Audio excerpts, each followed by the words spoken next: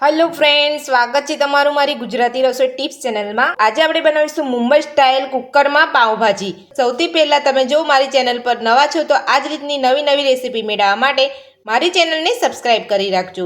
તો ચાલો આપણે પાવભાજી બનાવવાનું શરૂ કરીએ। અહીંયા ગેસ ઉપર એક કુકર રાખ્યું છે, તો કુકરની અંદર આપણે અહીંયા 2 ચમચી જેટલું બટર લઈશું। તો બટર આપણું અહીંયા બળી ના જાય એના માટે આપણે અહીંયા 2-3 ચમચી જેટલું તેલ ઉમેરીશું।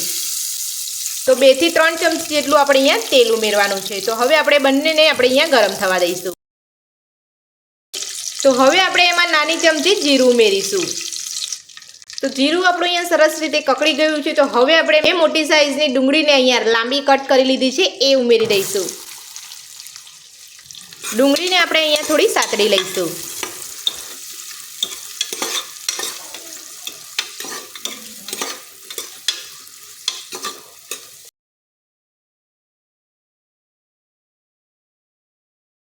ડુંગળી આપણે અહીંયા થોડી સતળાઈ ગઈ છે। તો હવે આપણે એમાં 10 થી 15 નંગ જેટલા લસણની કળી ઉમેરીશું। સાથે જ આપણે અહીંયા ફ્લાવર ઉમેરીશું। તો આ રીતનો આપણે કટ કરીને ધોઈ લીધેલો છે। તો આપણે અહીંયા ધોઈને ફ્લાવર લેવાનો છે। તો હવે આપણે અહીંયા બધું મિક્સ કરી લઈશું અને બધું જ આપણે સરસ રીતે અહીંયા થોડું સાતળી લઈશું।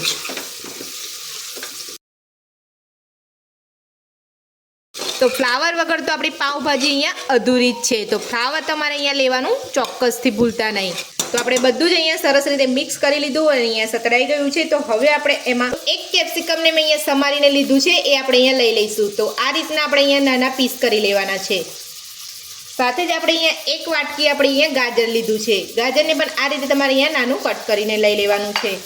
સાથે આપણે મેં 1.5 વાટકી જેટલા ફ્રેશ લીલા વટાણા લીધા છે એ પણ આપણે અહીંયા લઈ લેવાના છે। તો મેં અહીંયા 3 નંગ જેટલા મોટા બટાકાને અહીંયા કટ કરીને રાખી લીધેલા હતા એ પણ આપણે અહીંયા ઉમેરી દઈશું। બધું જ આપણે અહીંયા મિક્સ કરી લઈશું।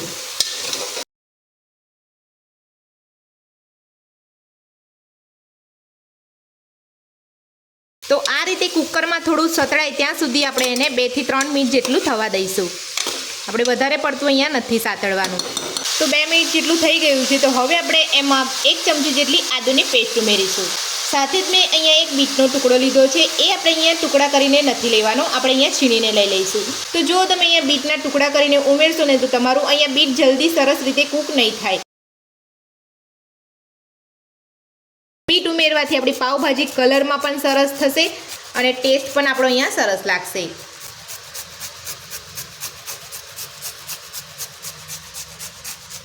તો બીટ આપણે અહીંયા છીણીને લઈ લીધું છે। તો હવે આપણે અહીંયા બધું જ મિક્સ કરી લઈશું।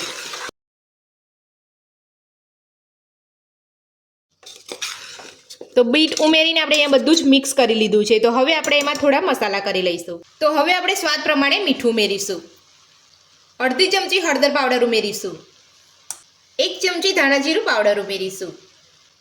અડધી ચમચી ગરમ મસાલો ઉમેરીશું અને 1 ચમચી આપણે અહીંયા કાશ્મીરી લાલ મરચું ઉમેરીશું। કાશ્મીરી લાલ મરચું ઉમેરવાથી આપણી પાવભાજી એકદમ દેખાવમાં પણ સરસ થશે। તો હવે આપણે બધું જ મિક્સ કરી લઈશું।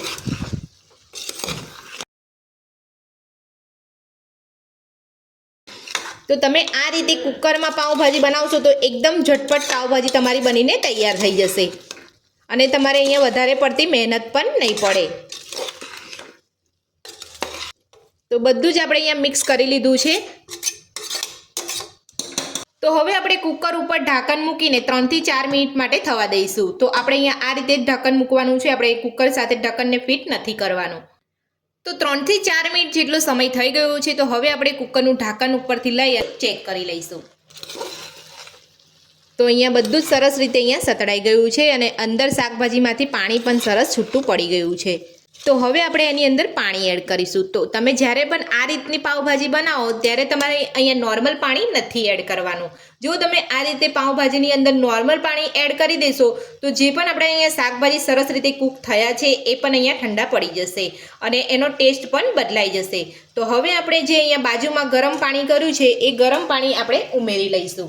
તો આ રીતે તમે પાવભાજી બનાવો એટલે તમારે બાજુમાં ગરમ પાણી કરી લેવાનું છે અને ત્યારબાદ તમારે અહીંયા કુકરમાં તમારે અહીંયા ગરમ પાણી ઉમેરી દેવાનું છે। તો મેં અહીંયા 1.5 ગ્લાસ જેટલું ગરમ પાણી લીધું છે। તો હવે આપણે એની અંદર ઉમેરી દઈશું। તો પાણી ઉમેરીને આપણે અહીંયા બધું મિક્સ કરી લઈશું।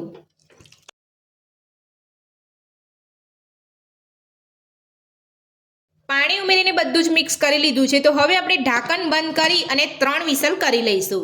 તો 3 વિસલ થઈ ગઈ છે અને કુકર આપણું અહીંયા ઠંડુ પડી ગયું છે. તો હવે આપણે ઢાંકણ ખોલીને ચેક કરી લઈશું. તો તમે જોઈ શકો છો અહીંયા બધું જ સરસ રીતે બફાઈ ગયું છે. જો તો આ રીતે હું ચમચાથી દબાવીને તમને અહીંયા બતાવી દઉં છું. તો બધું જ અહીંયા સરસ રીતે બફાઈ ગયું છે. તો હવે આપણે મેસરથી મેશ કરી લઈશું.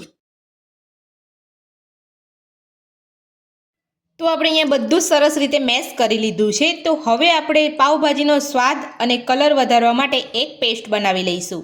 તો પાવભાજીની પેસ્ટ બનાવવા માટે આપણે અહીંયા ગેસ ઉપર એક પેન મૂક્યું છે. એની અંદર આપણે અહીંયા 2 ચમચી જેટલું તેલ લઈશું. તેલને આપણે અહીંયા ગરમ થવા દઈશું. તો તેલ ગરમ આપણું અહીંયા થઈ ગયું છે. તો હવે આપણે એમાં 1 ચમચી જેટલું બટર ઉમેરીશું. બટરને આપણે અહીંયા ઓગળવા દઈશું. બટર આપણું અહીંયા ઓગળી ગયું છે. તો હવે આપણે એમાં ઝીણું સમારેલું લસણ ઉમેરીશું. તો ઝીણું સમારેલું લસણ આપણે અહીંયા ઉમેરી લીધું છે. તો હવે આપણે એમાં 1 ચમચી કાશ્મીરી લાલ મરચું ઉમેરીશું. સાથે જ આપણે અહીંયા 1 ચમચી કસૂરી મેથી ઉમેરીશું. અને આપણું અહીંયા મરચું બળી ના જાય એટલા માટે અને આપણી પાવભાજી એકદમ સરસ થાય એના માટે આપણે અહીંયા 3 ટામેટાની પેસ્ટ ઉમેરીશું. ટામેટા કૂક થાય ત્યાં સુધી આપણે અહીંયા ગ્રેવીને થવા દઈશું.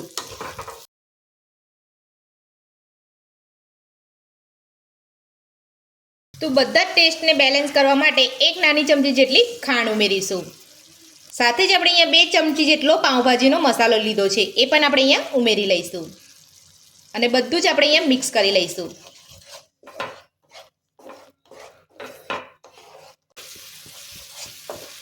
તો તેલ અને બટર અહીંયા છૂટું પડે ત્યાં સુધી આપણે અહીંયા કૂક થવા દઈશું.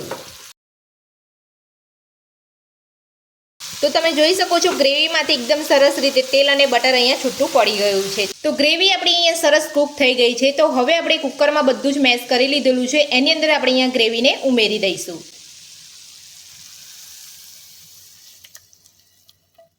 તો પેસ્ટ બનાવીને આપણે અહીંયા ઉમેરી લીધી છે. તો તમારે પણ આ રીતે તમારે પેસ્ટ બનાવી અને ઉમેરી લેવાની છે.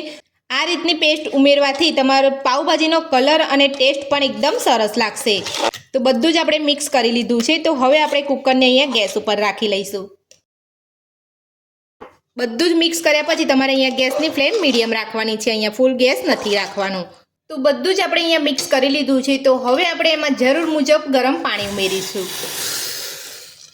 તો આ રીતનું તમારે અહીંયા ગરમ પાણી જ ઉમેરવાનું છે. ઠંડુ પાણી તમારે અહીંયા નથી ઉમેરવાનું. તો પાણી ઉમેરીને આપણે અહીંયા બધું મિક્સ કરી લઈશું.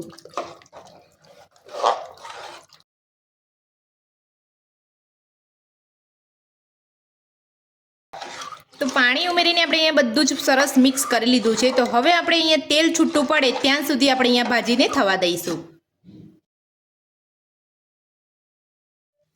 તો તમે જોઈ શકો છો આપણે અહીંયા પાવભાજીમાં સરસ અહીંયા તેલ પણ છૂટું પડી ગયું છે અને આપણી પાવભાજી બનીને તૈયાર છે.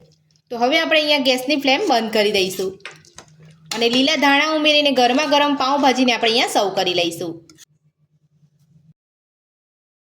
તો મુંબઈ સ્ટાઇલ પાવભાજી બનીને આપણી અહીંયા તૈયાર છે. તો પાવભાજી બનાવવાની રીત તમને મારી કેવી લાગી મને કોમેન્ટ બોક્સમાં જરૂરથી જણાવજો. તો આજની રેસીપી પસંદ આવી હોય તો વિડીયોને લાઇક કરજો, ચેનલને સબસ્ક્રાઇબ કરજો, તમારા મિત્રોને જરૂરથી શેર કરજો. Thank you.